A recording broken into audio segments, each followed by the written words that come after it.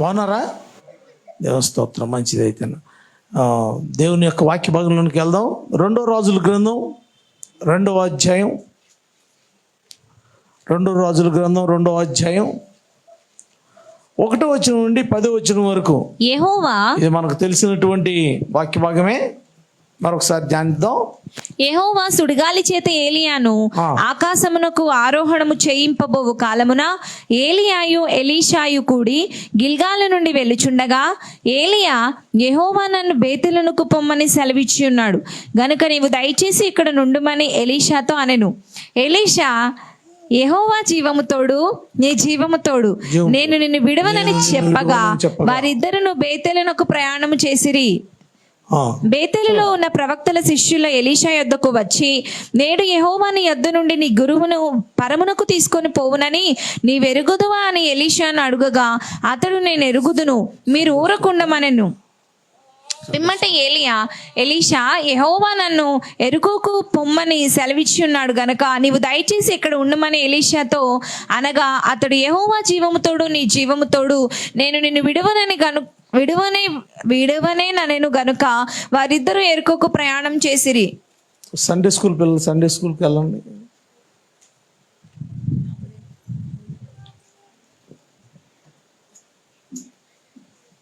తర్వాత చదవమ్మా. ఎరుకోలో ఉన్న ప్రవక్తల శిష్యులు ఎలీషా యొద్దకు వచ్చి, నేడు యెహోవా నీ యొద్ద నుండి నీ గురువును పరమునకు తీసుకొని పోవునని నీ వెరుగుదువా అని ఎలీషాను అడుగగా, అతడు, నేను ఎరుగుదును, మీరు ఊరుకుండుడనెను.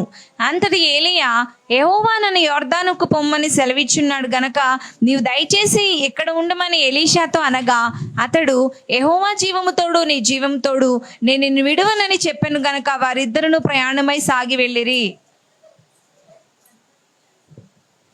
10వ వచనం వరకు. ఓకే, ప్రవక్తల శిష్యులలో 10 మంది దూరమున నిలిచి చూచుచుండగా వారిద్దరు యోర్దాను నది దగ్గర నిలిచిరి. అంతటా ఏలియా తన దుప్పటి తీసుకొని మడత పెట్టి నీటి మీద కొట్టగా అతడు ఇవతలకును అవతలకును విడిపోయిన గనుక వారిద్దరూ పొడి నేల మీద దాటిపోయిరి. వారు దాటిపోయిన తరువాత ఏలియా ఎలీషాను చూచి, నేను నీ యొద్ద నుండి తీయబడక మునుపు నీ కొరకు నేనేమి చేయగోరుదువో దాన్ని అడుగుమని చెప్పగా, ఎలీషా, నీకు కలిగిన ఆత్మలో 2 పాళ్ళు నా మీదకి వచ్చినట్లు దయచేయమనెను. అందుకతడు, నీవు అడిగినది కష్టతరముగా ఉన్నది, అయితే నీ యొద్ద నుండి తీయబడినప్పుడు నేను నీకు కనబడిన ఎడల ఆ ప్రకారం నీకు లభించును, కనబడిన ఎడల అది కాకపోవునని చెప్పెను. చాలు. దేవుడి వాక్యంతో మనతో మాట్లాడును గాక. చిన్న ప్రార్థన చేసుకుందాం. అందరూ కూడా ఒకంత తలలో ఉంచి కళ్ళు మూసుకున్నట్లయితే.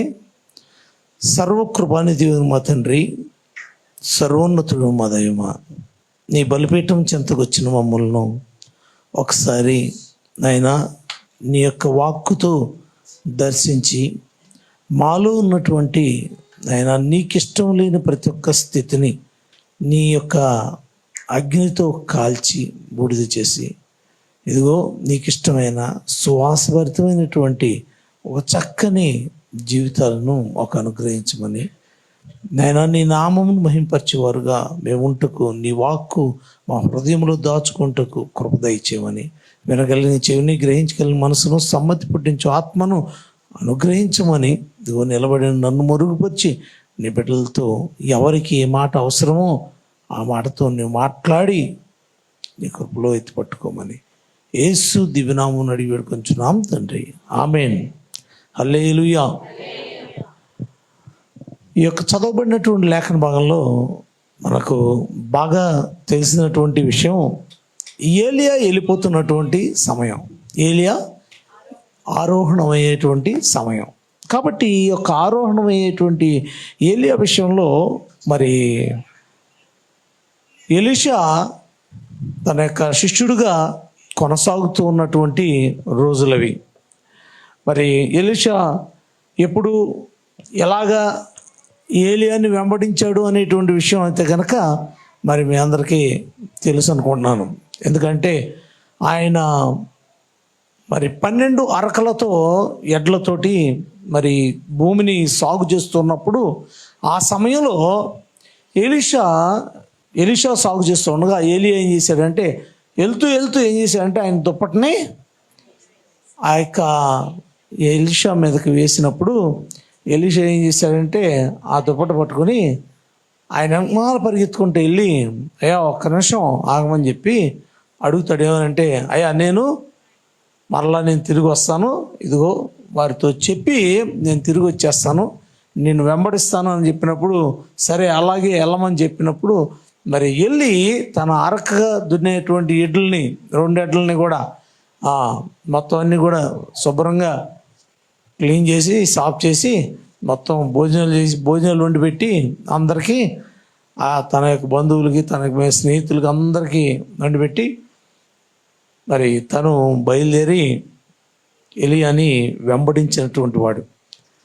తను అంటూ దేనిని కూడా కలిగినటువంటి వాడు కాకుండా ప్రతి ఒక్కదాన్ని ఉపేక్షించుకున్నటువంటి వాడుగా మరి ఈ యొక్క ఎలీషా అనబడినటువంటి వ్యక్తి ఏలియాని వెంబడించినటువంటి వాడుగా ఉన్నాడు.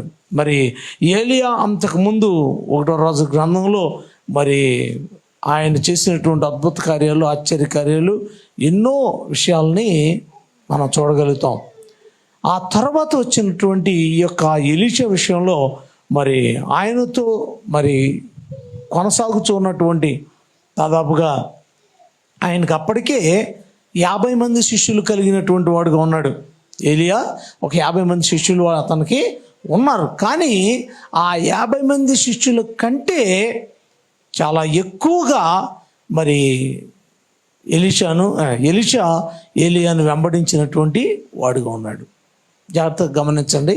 ఈ 2 పేర్లు ఏలియా, ఎలీషా, ఈ 2 పేర్లు కూడా కొంచెం తేడాగాను కొంచెం కన్ఫ్యూజన్గాను ఉండేటువంటి మాటలు. ఏలియా ఒకటి, ఎలీషా ఒకటి, ఆఖరక్షరం ఒక్కటి మాత్రమే తేడా ఉంటుంది.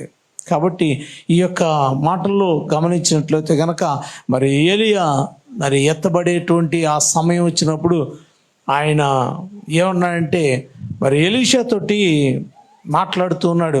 మిగిలినటువంటి శిష్యులందరితోటి కూడా మాట్లాడుతున్నట్లుగా ఇక్కడేమీ లేదు, రాయబడలేదు. ఓన్లీ ఎలీషాతోనే చెప్తున్నాడు. ఏమనంటే మరి దేవుడు నన్ను బేతేలుకు వెళ్ళమంటున్నాడు అని చెప్తున్నాడు. మరి ఈ యొక్క బేతేలు అనబడితే దాని అర్థం ఏమిటంటే దేవుని యొక్క గృహము, దేవుని యొక్క ఇల్లు.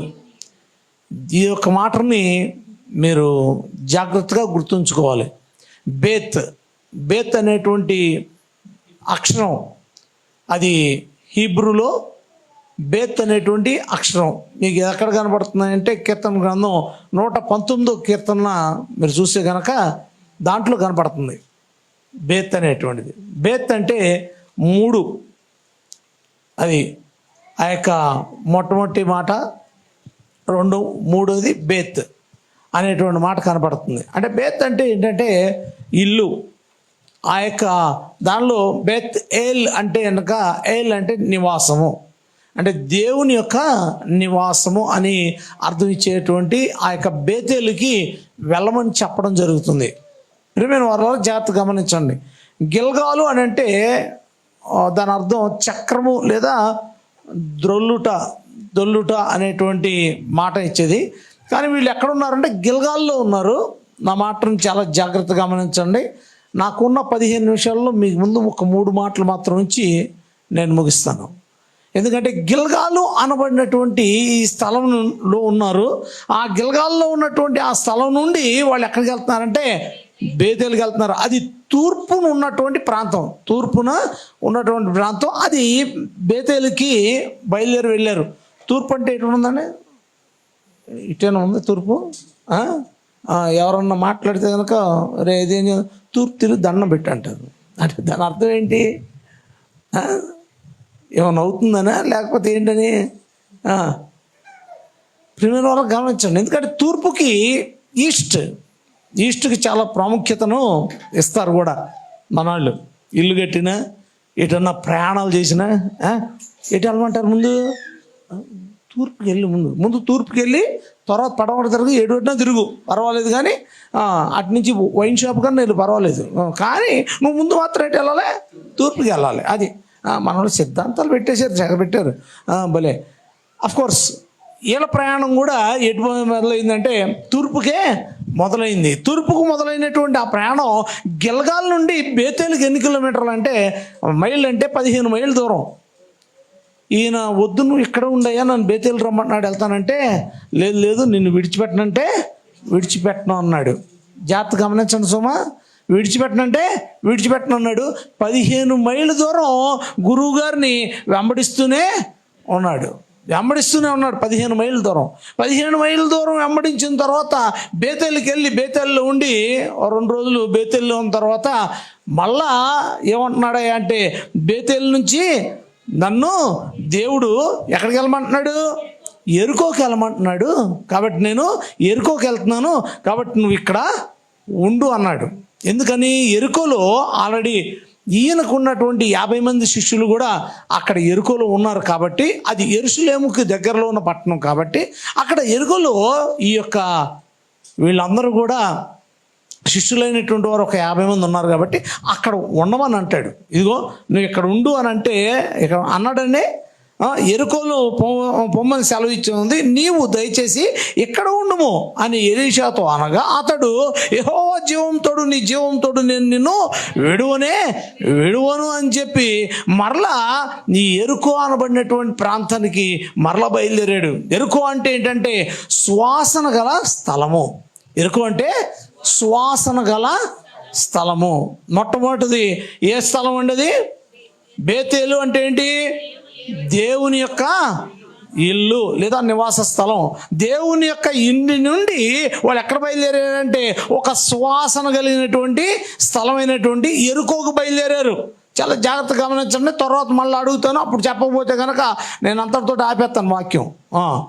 ఫస్ట్ ఎక్కడి నుంచి బయలుదేరారంటే గిల్గాల్ని బయలుదేరారు. ఎక్కడికి వచ్చారు? బేతేలుకి వచ్చారు. బేతేలు అన్నబట్టి అంటే అర్థం ఏంటి? దేవుని ఇల్లు, దేవుని నివాసం. ఆ తర్వాత అక్కడి నుంచి ఎక్కడికి వచ్చారు? ఎరుకోకి వచ్చారు. ఎరుకో అంటే ఏంటి? సువాసన గల స్థలం. దానికి మరలా ఎక్కడికి వచ్చారంటే ఎరుకో ఎక్కడ ఉంది అంటే ఇటు తూర్పుకి 15 కిలోమీటర్లు 15 మైళ్ళు వెళ్ళి తర్వాత వెనక్కి మళ్ళీ వచ్చారు. మధ్యలోనే ఉంది. 12 మైళ్ళు దూరం వస్తే కనుక ఈ యొక్క ఎరుకో ఉంటుంది. ఎరుకోని దాటే వెళ్ళాడు. ఎక్కడికి? దేవుని యొక్క నివాస స్థలమైనటువంటి బేతేలుకి. బేతేలు నుంచి మరలా తిరిగి వెనక్కి 15 మైళ్ళ దూరం రావడం జరిగింది. 15 మైళ్ళ దూరం వచ్చిన తర్వాత కూడా అప్పటికి ఎలీషా ఏలియాని వెంబడిస్తూ ఎంత దూరం వెళ్ళాడండి? మనందరం లెక్కల్లో మంతపూరా మా అబ్బాయికి మళ్ళీ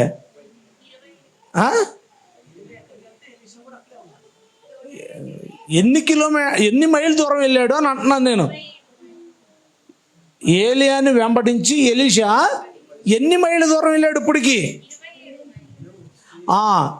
27 మైళ్ళ దూరం. 15 మైళ్ళు వెళ్ళాడు, మళ్ళీ వెనక్కి 12 మైళ్ళ దూరం వచ్చాడు. అంటే 27 మైళ్ళ దూరం. దానికి కూడా నా వైపు చూస్తారంటే తెల్ల మొక్కలు వేసేసుకుని ఏసి రక్తం చెయ్యం. మరీ అంత పెద్ద ప్రశ్న అడగలేదుగా మిమ్మల్ని. ఏసయ్యా, 27 మైళ్ళ దూరం 27 మైళ్ళ దూరం వెంబడిస్తూ వచ్చాడు. దేవుని బిడ్డ జాగ్రత్త గమనించు. ఎందుకంటే ఏలియాలో ఉన్నటువంటి ఆ యొక్క పట్టుదల, ఎలీషాలో ఉన్నటువంటి ఆ పట్టుదల, ఏలియా ఎంతగా వదిలించుకుందాం అనుకున్నా కానీ వదలనటువంటి పట్టుదల, విడిచిపెట్టనటువంటి పట్టుదల, ఎక్కడికి వెళ్ళినా కానీ ఎన్ని మైళ్ళ దూరం వెళ్ళినా కానీ ఏ మాత్రం కూడా జంకోకుండా గురువు గారిని వదిలిపెట్టుకోకుండా వెంటాడుతూ ప్రయాణం చేసినటువంటి ఒక గొప్ప పట్టుదల. ఎందుకంటే ఎలీషాలో ఆ యొక్క పట్టుదలను మనం చూస్తాం. ఎందుకంటే తన యొక్క జీవిత కాలంలో ఏలియాను వెంబడించి కొన్ని అద్భుత కార్యాలు, ఆశ్చర్యకార్యాలు చూశాడు. ఎందుకంటే ఒకటో అధ్యాయంలోనే చూస్తాం. 1వ అధ్యాయంలోనే 2వ రాజుల గ్రంథం 1వ అధ్యాయంలోనే ఒక గొప్ప అద్భుత కార్యం ఏంటంటే ఆకాశం నుండి అగ్ని దిగి రావడం, మొత్తం అంతా కూడా దానివల్ల అంతా కూడా దహించేయడం అనేటువంటి ఒక అద్భుత కార్యాన్ని చూస్తాం. అప్పుడు ఉన్నాడు.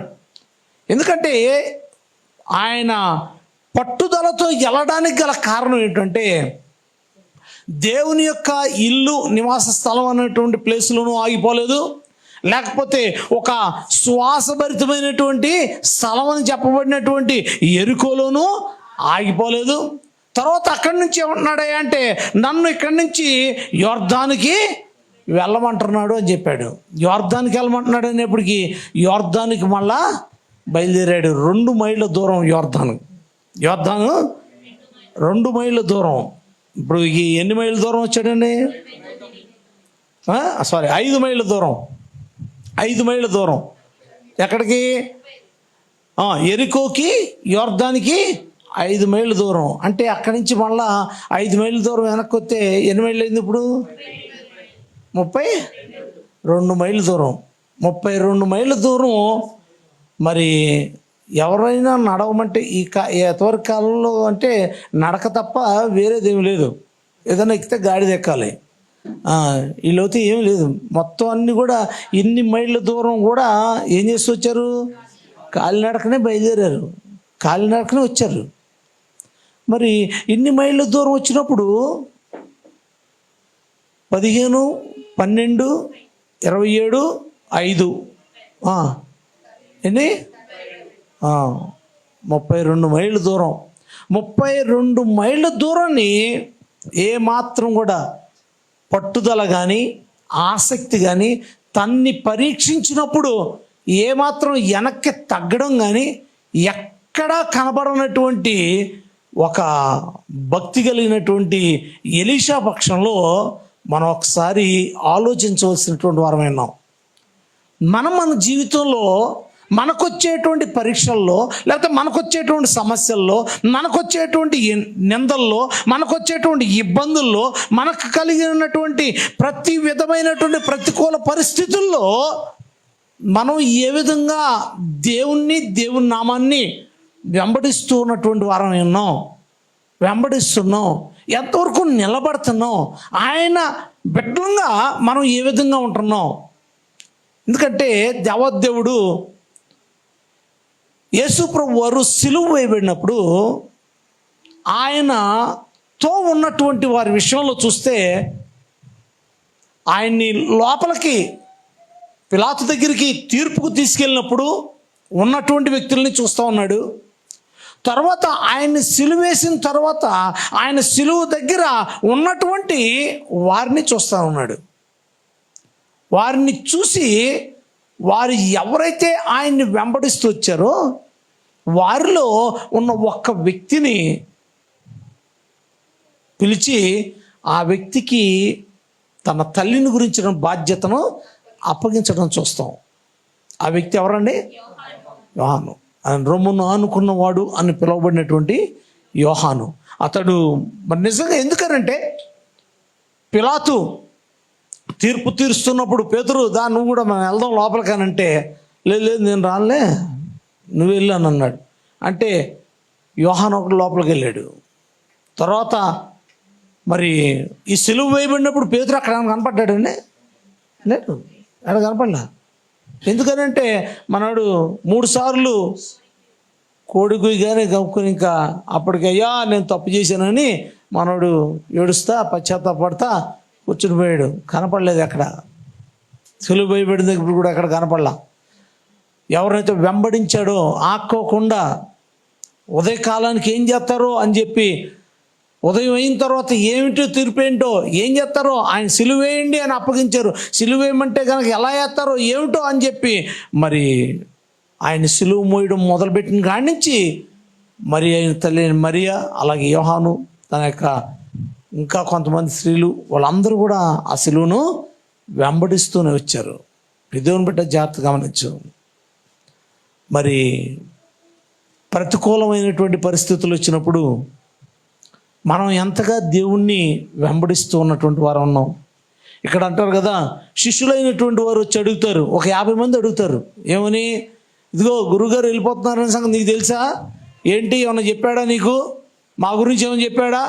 లేకపోతే కనుక మేము కూడా రామా, మేము మాట్లాడమా అన్నట్టంటే ఇక్కడ ఎన్ని అడిగినా కానీ ఏమంటాడు?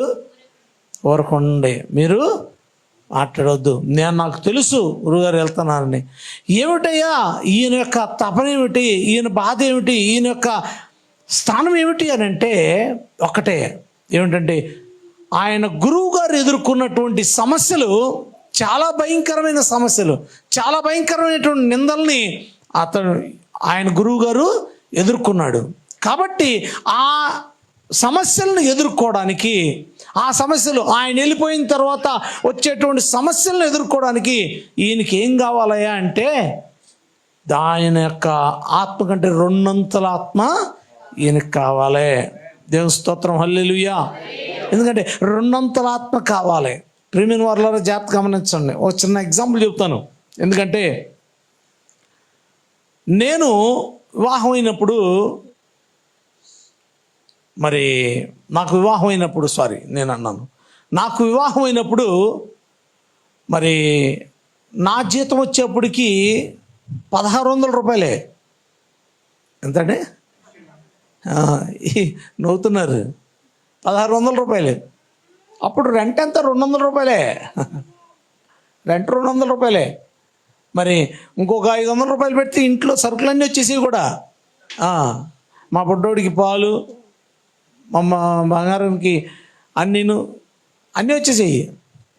ఆ 1600లోనూ ఓ 200 రూపాయలు చిట్టి కూడా కట్టుకుంటాకి, అంటే వెనకేసుకోవడానికి కూడా ఉండేది. ఇట్స్ మీన్ 1992 ఆ కాలం. మరి అదే 2024 ఈ కాలంలో చూస్తే ఇప్పుడు దానికి ఒక 2-3 సున్నాలు పెడితేనే కానీ, ఏమండి, 1600కి ఒక 3 సున్నాలు పెడితేనే కానీ, 4 సున్నాలు పెడితేనే కానీ సరిపోవు. ఏమండి, ఎందుకనంటే ఆ యొక్క పరిస్థితులు, పెరిగినటువంటి రేట్లు, ప్రతి ఒక్కటి కూడా. అందుకని ఎర్నింగ్ కూడా మనిషికి అలాగే పెరుగుతూ వచ్చింది. అలాగే ఎర్నింగ్ పెరుగుతూ వచ్చినటువంటి రీతిగానే ఖర్చులు కూడా పెరుగుతూ వచ్చినాయి. అలాగే మనం ఎదుర్కొనేటువంటి సమస్యలు కూడా పెరుగుతూ వచ్చినాయి. ఆ కాలంలో ఓ 10 మందిని కనేసేటువంటి వాళ్ళు, 10 మందిని పెంచేసేటువంటి వాళ్ళు. ఇప్పుడు ఈ కాలంలోకి వచ్చేప్పటికి ఒక్కళ్ళని కంటమే చాలా కష్టమైపోయింది. మాకంటే ఇంకో 2 కడితే వాళ్ళిద్దరిని పెంచడం అనేది చాలా కష్టమైపోయింది. వీళ్ళిద్దరూ మళ్ళీ భార్యాభర్తలు ఇద్దరు కూడా లేచి పొద్దున్నే క్యారేజీలు కట్టుకుని గబగబా పరిగెత్తుకుంటూ వెళ్ళిపోయి మళ్ళీ సాయంత్రానికి వచ్చి ఈ పిల్లలు ఏమైపోయారని ఎత్తుక్కుంటా ఈ అగసాట్లు పడతా వాళ్ళిద్దరిని పెంచడానికి చాలా కష్టమైపోయింది. ఎందుకంటే వాళ్ళు మామూలు స్కూల్గా చదివేది, మళ్ళీ సెంట్రల్ సిలబస్ స్కూల్ చదవాలి. ఓన్లీ 1 lakh రూపీస్ మాత్రమే వాళ్ళ ఫీజు వారు యానం. ఇంక అది ఎక్కడి నుంచి కడతారు తీసుకొచ్చి కుస్తీ పట్టకపోతే? నిజమే, అన్నీ పెరిగినాయి. ఇప్పుడు ఎదుర్కోవాల్సినటువంటి సమస్యలు కూడా పెరిగినాయి. మాకున్నప్పుడు మేము పిల్లల్ని చదివించినప్పుడు మాకున్న సమస్యలు చాలా చిన్నవి. అప్పుడు ఆ చిన్న సంపాదన సరిపోయింది. కానీ ఇప్పటి కాలంలోకి వచ్చేప్పటికి సమస్యలు పెరిగినాయి. అలాగే ఈ యొక్క ఎలీషాల విషయాల్లో కూడా, ఈ ఏలియా ఉన్నప్పుడు కొంత మాత్రమే సమస్య ఉండేది. కానీ ఎలీషా దగ్గరికి వచ్చేప్పుడు మాత్రం సమస్య చాలా పెరిగింది. కాబట్టి అందుకుని ఎలీషా ఏం కోసమని ఎంటపడుతూ వచ్చాడయ్యా అంటే, దేనికోసం ఎంటపడుతూ వచ్చాడంటే, నువ్వు నేను పొద్దున్నే లేచిన కాడి నుంచి భార్య బిడ్డలను పోషించడం కోసమని పరుగులు తీస్తూ ఏ విధంగా అయితే మొత్తం సమయం అంతా కూడా అటు ఆఫీసులోనే గడిపేస్తూ దేవుని మందిరంలో జరిగేటువంటి ఒక్క క్రమానికి కూడా, వారం జరిగే ఒక్క క్రమానికి కూడా రాకోకుండా అయ్యారు వచ్చేప్పటికి 8:30 అయిపోతుంది. ఇలా ఫ్రెష్ అయ్యేప్పటికి 9 అయిపోతుంది. 9 అయిపోయిన తర్వాత వస్తే మీరు నన్ను ఏమంటారో అని చెప్పి రావడం లేదు, అందుకని పడుకుంటున్నాను ఓ మధ్యని. మనం ఎక్కడికక్కడ ఏది కావాలంటే అది మనం చెప్పేసుకుంటూ ఉంటాం చక్కగా. ఎందుకంటే మనం బిజీ. ఇలాగ పెరిగిపోయినటువంటి స్థానాల్లో దేవుని బిడ్డ జాగ్రత్త గమనించు. ఎలీషా అయితే కనుక ఆగిపోమన్నటువంటి సమయాలు చాలా వచ్చినాయి. నువ్వు ఇక్కడ ఆగిపో, ఇంకా అవసరం లేదు, నువ్వు రావద్దులే, ఈ 50 మందిని కూడా నువ్వు గురువు గారు అయిపోయి ఇక్కడ ఈ 50 మందిని పాలిస్తావు, నువ్వు ఉండిపో ఇక్కడ అంటే, అబ్బే ఆగనే ఆగనన్నాడు. మనకు గనక కొంచెం అబ్బాయి బాగా సంపాదించి హైటెక్ సిటీలో ఇల్లు తీసుకుని, ఏమండి, మంచి అది పైన గాలికి ఇళ్ళలో ఊగుతూ ఉంటాయి పైకి ఎక్కితే, ఇది 30 అంతస్తులు కట్టేసారు ఈ మధ్య. అందుకు దాంట్లో టాప్ ఫ్లోర్ తీసుకున్నాడండి, ఎందుకంటే దేవునికి చాలా దగ్గరగా ఉండొచ్చని టాప్ ఫ్లోర్ తీసుకున్నాడు మా అబ్బాయి. ఆ పైన అనమాట. ఇంకా అందుకుని దేవుని రాగానే ఫస్ట్ స్టెప్లో మేము ఉండాలి, పై ఫ్లోర్ తీసుకున్నాడు అయ్యారు అని చెప్పి మన వాళ్ళు అక్కడికి వెళ్ళిపోతారు. Okay, happy. మేమే వెళ్ళాం, రిబ్బన్ కట్ చేసాం, ఓపెన్ చేసాం, చాలా బాగుంది, జరిగింది ఓపెనింగ్ కూడాను. ఇంకా 3వ వారం నుంచి 1 వారం 2 వారాలు కనపడతారు, 3వ వారం నుంచి కనపడరు వీళ్ళు. ఏంటంటే పైనుంచి 30 అంతస్తులు దిగాలని చాలా కష్టంగా ఉంటుంది. ఆదివారం వచ్చిందంటే కనుక కిందకి వెళ్ళాలా, ఆ లిఫ్ట్ ఎక్కిన కాడి నుంచి ఒక సీరియల్ అయిపోద్ది అది, 30 ఫ్లోర్ కింద దిగాలంటే. అందుకుని చాలా కష్టమైపోతుంది అయ్యారు. అందులో కరెక్ట్గా ఆదివారం నాడు ఎంత బిజీ అంటే అంత బిజీ. ఆ లిఫ్ట్లో ఉన్న 4 లిఫ్ట్లు ఉన్నాయి అయ్యారు, ఒక్క లిఫ్ట్ పనిచేయదు అయ్యారు. పాపం తీసుకెళ్ళి ఆ లిఫ్ట్ మీద పెట్టేస్తారు. ఎందుకంటే మనకు ఒక అవకాశం వచ్చిందంటే కనుక చక్కగా సద్వినియోగం చేసుకుని దేవునికి దూరం అయిపోతాం. అది నా బాధ. దేవుని బిడ్డ జాగ్రత్త గమనించు. ఇక్కడ ఎలీషాకి చాలా ఆఫర్స్ వచ్చినాయి, ఎన్నో ఆఫర్స్ వచ్చినాయి, కానీ అక్కడి నుంచి మాత్రం ఏమాత్రం ఆగలేదు. దేవుని బిడ్డ జాగ్రత్త గమనించు. ఎరుకో అనబడినటువంటి బేతేలు అనబడినటువంటి ఆ యొక్క దేవుని నివాస స్థలం అయినటువంటి స్థలంలోనికి అతడు వచ్చినప్పుడు అక్కడ ఆగిపోతే చాలా బాగుంటుంది, ఎందుకంటే అది దేవుని నివాస స్థలం కాబట్టి. కానీ అతడు అక్కడ ఆగడానికి కూడా ఇష్టపడలేదు. ఏమంటే దేవుని నివాస స్థలం అంటే దేవుడు అక్కడ ఉంటాడు కదా. దేవుడు అక్కడ ఉంటే కనుక మనకేమైనా నష్టం ఉంటుందా, మనకేమైనా కష్టం ఉంటుందా? ఏముండదు కదా. ఏముండదు అప్పుడు మరి అక్కడ ఉండిపోవచ్చుగా. లేదు, అక్కడ ఉండలా. ఆయన ఎక్కడ బయలుదేరాడు? అక్కడి నుంచి ఎరికోకి బయలుదేరినట్లుగా మనం చూస్తాం. దేవుని బిడ్డ జాగ్రత్త గమనించు. నేను నా మాటలు ముగిస్తున్నాను, ఎందుకంటే ఆయనలో ఉన్నటువంటి ఆ పట్టుదల, ఆయనలో విడిచిపెట్టనటువంటి ఆ యొక్క భారంతో కూడినటువంటి ఆ స్థానం నీలో గనక ఉంటే, దేవుని గృహమైనటువంటి దేవుని ఇల్లు అయినటువంటి ఈ యొక్క సన్నిధికి నీవు నడిపించబడతావు. దేవుని స్తోత్రం చెప్పరే. ఈ యొక్క దేవుని సన్నిధికి వచ్చినటువంటి నీవు ఎలా మార్చబడతావు అంటే, పట్టుదలతో భక్తిలో నువ్వు ముందుకు సాగినట్లయితే కనుక ఒక శ్వాసభరితమైనటువంటి వ్యక్తిగా మార్చబడతావు. ఏంటి, ఏం వ్యక్తిగా మార్చబడతావు? శ్వాసభరితమైనటువంటి వ్యక్తిగా మార్చబడతావు. మరి మార్చబడినటువంటి వ్యక్తివి అక్కడి నుండి ఆగిపోకుండా యోర్దాను ఆడబడినటువంటి ప్రాంతానికి వెళ్తాం. మళ్ళాను యోర్దాను అంటే ఏమిటంటే అది క్రిందకు పారున్నది అని అర్థం.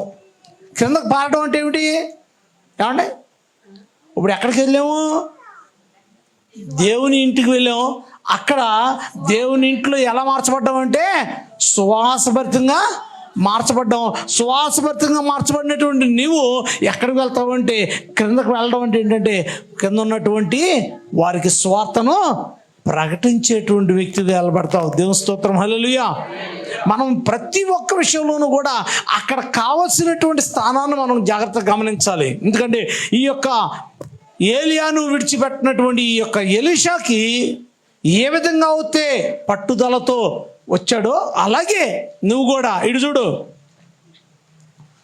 దేవుని వైపు పట్టుదలతోటి నువ్వు చూసినట్లయితే ఏ విషయంలో అయినా కానీ, నీకు సమస్య వచ్చిన ఏ సమస్య విషయంలో అయినా కానీ, నువ్వు దేవుని వైపు గనక నువ్వు చూస్తూ గనక నువ్వు ప్రయాణం చేసినట్లయితే అది 32 మైళ్ళ దూరం అయినా కానీ, లేకపోతే కనుక ఎన్ని సంవత్సరాలు ఆయన ఉన్నటువంటి భారమైనటువంటి ప్రయాణమైనా కానీ, లేకపోతే ఆ సమస్య నీతోటి ఎన్ని సంవత్సరాల నుంచి ఉంటున్నా కానీ, నువ్వు గనక దేవుని వైపు చూస్తూ పట్టుదల విడిచిపెట్టుకోకుండా నువ్వు గనక ప్రయాణం చేసినట్లయితే, అంటే పట్టుదల వీడుకోకుండా నువ్వు దేవుని యొక్క ఇంట్లోనికి నువ్వు ప్రవేశించినటువంటి వ్యక్తివిగా, దేవుని యొక్క ఇంట్లోకి ప్రవేశించాలంటే ఏముండాలండి?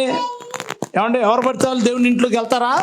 దేవుని ఉండేటువంటి నివాస స్థలంలోకి వెళ్ళడానికి ఎవరు పడితే వాళ్ళకి ఉందా అవకాశం? లేదండి. ఎవరు వెళ్ళాలంటే ఎవరు వెళ్తారంటే ఓన్లీ పరిశుద్ధంగా ఉన్నవారు మాత్రమే వెళ్తారు. అంటే మన జీవితాలను మొట్టమొదటి ఏం చేసుకోవాలంటే పరిశుద్ధపరచుకోవాలి అని అంటే కనుక నువ్వేం చేయాలంటే యేసయ్య రక్తం చేత నువ్వు కడగబడాలి. యేసయ్య రక్తం చేత కడగబడినటువంటి నీవు ప్రతి నెలలోనూ కూడా ఆయన యొక్క శరీరంలోను రక్తంలోనూ పాలు పొందేటువంటి వ్యక్తిగా నీవు ఉండాలి. అంటే పరిశుద్ధంగా కాపాడుకుంటూ ఆయన శరీరం రక్తంలో పాల్గొనాలంటే కనుక దేవుని యొక్క ఆజ్ఞలు ప్రతి ఒక్కదాన్ని కూడా మనం నెరవేరుస్తూ జీవించేటువంటి చక్కని జీవితాన్ని కలిగినటువంటి వారంగా ఉండాలి. మరి అటువంటి వారంగా ఉన్నటువంటి మనం ఏమవుతామంటే శ్వాసభరితంగా మార్చబడతాం. శ్వాసభరితంగా మార్చబడినప్పుడు మరి ఎవరైనా కానీ దగ్గరికి వస్తారా, దూరం వెళ్ళిపోతారా? మంచి పర్ఫ్యూమ్ కొట్టుకున్నాకోండి, భలే ఉందండి, ఏం పర్ఫ్యూమ్ వాడతారండి? దగ్గరికి వచ్చి మళ్ళీ అడుగుతారు, భలే వాసన వస్తుంది, భలే సువాసన వస్తుంది ఏమండి కదా. అంటే మనం సువాసన భరితమైనటువంటి వారంగా మార్చబడ్డామంటే మన క్రియల్లోనూ, మన మాటల్లోనూ, మన చూపుల్లోనూ, మన యొక్క ప్రతి ప్రవర్తనలోనూ మనం సువాసభరితంగా మార్చబడ్డామంటే కనుక అప్పుడు ఏమవుతుందంటే కనుక మనం ఎక్కడున్నా కానీ, ఎక్కడ నిలబడినా కానీ మీరందరూ మా బంగారు తల్లిని ఎలా చూస్తున్నారో అలాగే మిమ్మల్ని అందరూ చూస్తారు.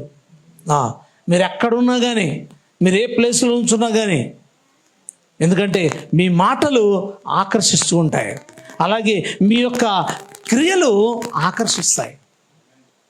ఎక్కడున్నా కానీ నువ్వు 100 మందిలో ఉండు, నువ్వు చేసేటువంటి పని నిన్ను అనేకుల దృష్టిలో తీసుకువెళ్తుంది. ఒక పెద్దదేం కాదు, చిన్న మందిరం ఓపెనింగ్ జరుగుతుంది. చిన్న ఎగ్జాంపుల్ చెప్తున్నాను. మందిరం ఓపెనింగ్ జరుగుతుంటే యాక్చువల్లీ దాన్ని లీడ్ చేశాను. మొత్తం అంత ప్రోగ్రామ్ అంతా కూడా లీడ్ చేశాను. ప్రోగ్రామ్ లీడ్ చేసిన తర్వాత ఆఖరి ప్రేయర్ అయిపోయింది, అంతా అయిపోయిన తర్వాత మరి వెంటనే పైకి ఓపెనింగ్ అన్నమాట. కిందేమో ప్రార్థన లీడ్ చేశాను నేను, పైన కూడా లీడ్ చేయాల్సింది నేనే. అయితే నేను పైకి వచ్చేప్పటికి వేరే పాస్టర్ తీసుకున్నాను, ఆయన లీడ్ చేసేప్పటికి సరే మంచిది అని నేను అయిపోయి అలా కూర్చుని అంతా అయిపోయిన తర్వాత నేనేం చేశానంటే, అందరూ సేవకులందరూ కూడా భోజనానికి వస్తే అక్కడ భోజనాలు వడ్డిస్తూ ఉన్నారు. వడ్డించేప్పుడు ఎవరు వడ్డిస్తారంటే ఎవరు త్వరగా మూవట్లేదు, అందరూ కూడా సేవకులు కదా, అందుకని నేను వెళ్ళి కూర వడ్డిస్తుంటే అన్నం వడ్డించిపోతుంటే కుర్రాడు వచ్చాడు, లేదా నేను వడ్డిస్తాను, సరే లేదా వడ్డించేయాలి. నేను కూర దగ్గర నుంచి ఇంకొక ఆయన అయితే లేదా మీరేంటి నేను వడ్డిస్తాను అన్నాడు. సరే నేను మళ్ళీ చారు దగ్గరికి వెళ్ళి అలాగా నేను అలా షిఫ్ట్ అవుతూ వెళ్తున్నాను. ఒక్కొక్కరు వస్తున్నారు, ఇదే నేను వడ్డిస్తాను మీరు వెళ్ళిపోతున్నారు ఏంటి ఇలాగా కాదు, నేను వడ్డిస్తాను అంటేను. వడ్డిస్తున్నప్పుడు అప్పుడు అన్నారు మాట ఏమిటంటే, మనం ఎక్కడున్నా కానీ, ఎందుకంటే దేవుని యొక్క బిడ్డలంగా ఇప్పుడు ఆ అయ్యగారు అక్కడ నుంచున్నారు కాబట్టి ప్రతి ఒక్కరు కూడా మీరు వడ్డిస్తున్న అయ్యగారు ఉండండి మేము చేస్తామని చెప్పి అందరూ ఒకళ్ళు వచ్చి పక్కెళ్ళారు. అప్పుడు అన్నారన్నమాట, అయ్యగారులాగా కనుక మీరు అందరూ కూడా తగ్గించుకుని ఎవరో ఒకళ్ళు వచ్చి ముందు నుంచి ఉంటే కనుక అయ్యగారు అసలు వచ్చేవాడు కాదు, ఆయన అక్కడే ఉండేవాడు. మీరు రాలేదు కాబట్టి మీరు ఈ విధంగా అయ్యగారు రావాల్సి వచ్చిందని ఎవరైతే ఓపెనింగ్కి వచ్చారో జ్యోతిరాజు గారు అంటున్నాడు అన్నమాట. ఎందుకనంటే ప్రియమైన వారలారా, మనం ఎక్కడున్నా కానీ మనం ఎప్పుడైతే మనం తగ్గించుకున్నటువంటి వారంగా దేవుని విషయంలో మనం నిలబడతామో, దేవుని పక్షంలో మనం నిలబడతాం. అంటే నేనేం చెప్తున్నానంటే మన ప్రవర్తన మనల్ని ఏం చేస్తుంది అంటే అనేకులకు సువాసభరితంగా మారుస్తుంది. మన క్రియలు ప్రతి ఒక్కటి కూడా నువ్వు ఎక్కడున్నా కానీ దైవిక సంబంధమైనటువంటి వ్యక్తివిగా నువ్వు గనక నీ మాటల్లోనూ నీ ప్రవర్తనలోనూ నువ్వు గనక నిలబడితే తప్పనిసరిగా నిన్ను దేవదేవుడు ఏం చేస్తాడంటే హెచ్చిస్తాడు. ఆ సువార్సభరితమైనటువంటి స్థలం నుండి అనేకులకు సువార్తను అందించేలాగా నిన్ను చేసేవాడైనాడు. దేవుని స్తోత్రం, హల్లెలూయా. మరి ఆయనలో ఉన్నటువంటి పట్టుదల, ఆయనలో ఉన్నటువంటి ఆ యొక్క ప్రత్యక్షతను గురించినటువంటి ఆ యొక్క స్థానం నీకు గనక ఉంటే దేవుని వలన గొప్ప అభిషేకాన్ని పొందుకుంటావు, దేవుడిచ్చేటువంటి గొప్ప ఆశీర్వాదాన్ని పొందుకుంటావు. ఎందుకంటే ఆయన 32 మైళ్ళ దూరం ఆ గురువు గారిని వెంబడించడానికి కూడా ఏమాత్రం వెనకాడలేదు. మనం 32 మైళ్ళు కాదు కదా, 3 మైళ్ళు కాదు కదా, 3 కిలోమీటర్లు కాదు కదా, 3 అడుగుల దూరం కూడా మనం వెంబడించాం. 3 పర్లాంగుల దూరం కూడా మనం రావడం చాలా కష్టం. ఈ దేవుని బిడ్డల జాగ్రత్త గమనించండి. ఇప్పటి కాలంలో అన్ని వాహనాలు వచ్చేసినాయి కాబట్టి, అన్ని వాహనాల మీద ప్రయాణాలు చేయడం బాగా ఎక్కువైపోయింది కాబట్టి మరి ఎవరికి నడక అనేది చాలా తక్కువైపోయింది. నడక అనేది ఏమవుతుంది అంటే ప్రతి ఒక్క వ్యక్తి కూడా మరి అనుసరించేటువంటి విధానాన్ని నేర్పుతుంది. అనుసరించే విధానం అంటే అనుసరించడం అంటే ఏంటి? ముందు ఒకళ్ళు వెళ్తుంటే వెనకొకళ్ళు నడవడం. ఆ యొక్క లేదు కాదు కూడా, నువ్వు ముందు వెళ్ళాలంటే ఏం చేయాలి? ముందు వెళ్ళే వాళ్ళకంటే ఫాస్ట్గా వెళ్తే ముందు వెళ్ళగలుగుతావు. అలాగే మనల్ని వెనక ఇంకొకళ్ళు అనుసరించేవారు. ఆ యొక్క నడక అనేటువంటిది ఏంటంటే మనం అనుసరించే విధానాన్ని నేర్పుతుంది. అందుకనే సోమరి చీమల దగ్గరికి వెళ్ళి నువ్వు నేర్చుకో అన్నాడు. ఎందుకంటే ఈ చక్కగా శ్రమ పడతాయి, చక్కగా ఏం చేస్తాయి అంటే కూర్చుకుంటాయి, అవి అన్నీ కూడా చాలా క్రమంగా ఉంటాయి. మనం అలాగే మన యొక్క జీవన విధానంలో కూడా దేవుని వద్ద నుండి అందరూ పొందుకోవాలని ఆశకెళ్ళినటువంటి వారమే, అందరూ విడుదల పొందాలని ఆశకెళ్ళినటువంటి వారమే, అందరూ కూడా ప్రతి ఒక్క విషయంలోనూ కూడా ఆశీర్వాదాన్ని పొందుకోవాలని ఎదురు చూసేటువంటి వారమే. కానీ గిల్గాల్ నుండి యెరూషలేముకు రాము, బేతేలుకు రాము, బేతేలుకు వస్తే బేతేలు నుంచి యెరికోకి రాము. ఎందుక నీకేమైనా పని పాట లేదో ఏంటి? 15 మైళ్ళు దూరం తీసుకొచ్చావు, మళ్ళీ కాదు అని చెప్పి మళ్ళీ 12 మైళ్ళు వెనక్కి తీసుకెళ్తున్నావు. నీకేమన్నా అసలు ఏమాత్రం కూడా మేమంటే జాలి దయలేదయ్యా.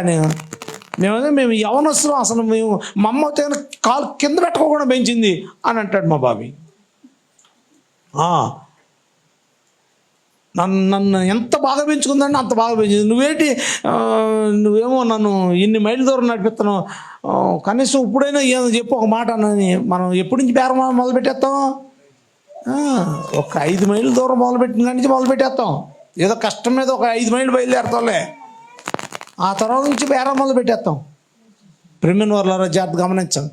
ఎందుకంటే దేవాది దేవుని విషయంలోకి వచ్చేప్పటికి మనకున్నటువంటి సమస్య ఎంత గడ్డుదైనా కానీ, మన జీవితంలోనికి దేవుడు అనుమతించినటువంటి ఆ స్థానం ఎంత గడ్డుదైనా కానీ, ఎందుకంటే దేవుడు దానిని ఉంచడానికి కారణం ఏమిటంటే నిన్ను ఆయన ఒక ఉన్నతమైనటువంటి ఆశీర్వాదంతో నింపడం కోసమే.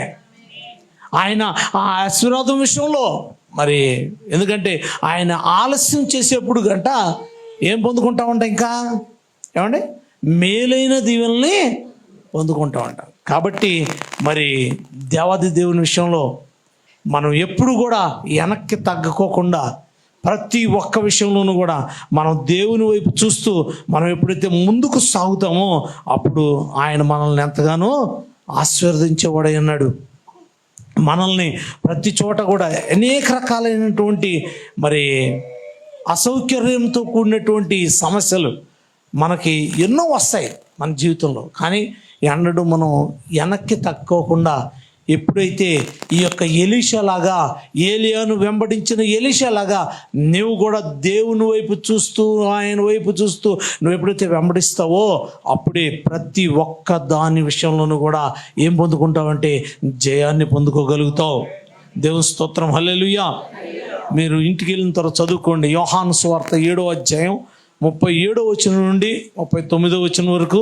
అలాగే యెహెజ్కేలు గ్రంథం 47వ అధ్యాయంలో ఉన్నటువంటి ఆ యొక్క మాటలో 8వ వచనం నుండి 9వ వచనం వరకు ఇంటికి వెళ్ళిన తర్వాత చదువుకోండి. ఎందుకంటే అది ఎక్కడ ఆగకోకుండా మరి మనం ఎప్పుడైతే సాగుతామో అప్పుడు దేవుని యొక్క సన్నిధిలో మనం ఆశీర్వాదాన్ని మనం పొందుకుంటాం. దేవుని యొక్క మరి ఆత్మీయ జీవితంలో మనం ఎంతో దీవెనకరమైన స్థానాలను మనం పొందుకుంటాం. ఆత్మీయ జీవితంలో ఎదగడమే కాకుండా మన ప్రతి పరిస్థితుల్లోనూ మనం ఎదుగుదలను మనం చూస్తాం. దేవుడి కొద్ది మాటలు దీవించును గాక. ఆయన శరీరంలోను రక్తంలోను పాలు పొందేటువంటి నీవు మరి ఎక్కడ దాకా నీ ప్రయాణంలో ఎక్కడ దాకా వచ్చావో ఒకసారి నిన్ను పరిశీలించుకో. ఆ యొక్క ఇంటి దాకా వచ్చి దేవుని నివాస స్థలం అయినటువంటి అక్కడ దాకా వచ్చి ఆగిపోయావా? మరి నీవు ఆయన యొక్క సువాసభరితమైనటువంటి ఎరుకు దాకా రాకోకుండా అక్కడే ఉండిపోయావా? ఇంకా సువాసభరితమైనటువంటి స్థానంలో నీకు నువ్వు రాలేదా? ఇంకా దుర్వాసన కొడుతూనే ఉన్నావా? నీ క్రియలు ఇంకా మార్చుకోలేదా? నీ ప్రవర్తన ఇంకా మార్చుకోలేదా? నీ కోప ధోరణి ఇంకా పోలేదా? అది తీసి ఏ యొక్క మరి గుంటలోనూ కప్పెట్టేసి రాలేదా? ఇంకా అలాగే ఉందా? నీ స్థితి మారకపోతే, ఆయన రక్తంతో కడగబడినటువంటి వ్యక్తివిగా నీవు ఉండకపోతే, మీకేం తెలుసు అయ్యారు? నాలో రగిలేటువంటి కోపం, మంట, ఇవన్నీ మీకేం తెలుసు? అన్నిటినీ నేను చల్లార్చుకుని ఎంతో దిగమింగుకుని నేను ఆయన సన్నిధిలో ఉంటున్నాను. మీకేం తెలుసు అయ్యారు అని అంటున్నావేమో. దేవాదేవుడు దానికి అన్నడు కూడా స్థానం ఇయ్యనటువంటి వాడు. ఎందుకంటే ప్రతి ఒక్క విషయంలోనూ నీవు తగ్గించుకున్నటువంటి వ్యక్తివిగా